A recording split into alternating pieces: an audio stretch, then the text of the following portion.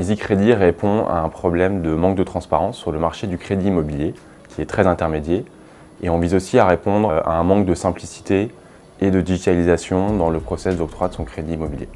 EasyCrédit répond à ce problème en créant une solution toute nouvelle, qui est une plateforme digitale de mise en relation directe entre banques et emprunteurs pour le crédit IMO. L'idée, c'est de remettre en face de l'autre l'offre et la demande. Donc EasyCrédit, c'est très simple.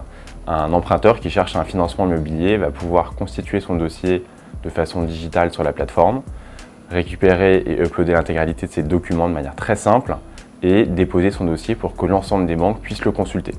Les banques vont pouvoir consulter ces dossiers complets et vérifiés et faire une proposition sur une période de 10 jours.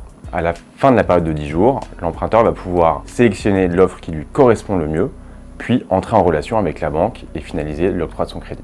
EasyCrédit, c'est une solution qui s'adresse à tout le monde, mais aux gens qui cherchent vraiment plus de simplicité et de transparence dans la recherche de leur crédit immobilier, qui est un acte super important dans une vie. Donc ça s'adresse aussi à des gens qui sont digital natives, disons, qui aiment bien utiliser les nouvelles technologies pour améliorer leur expérience client et se simplifier la vie.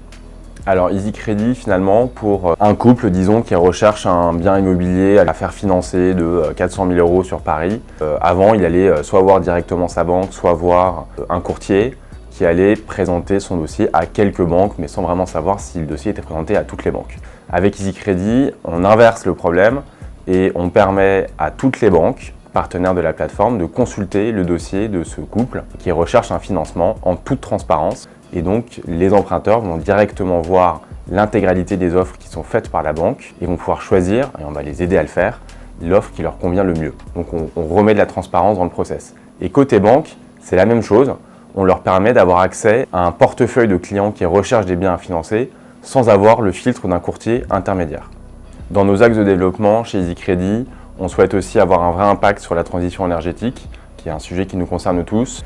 On va donc mettre en place sur la plateforme un outil pour pousser les biens dits verts, c'est-à-dire qui ont des classements DPE à faible note, ou à pousser des dossiers qui sont associés à des travaux de rénovation énergétique pour permettre aux banques de verdir leur portefeuille de crédit immobilier.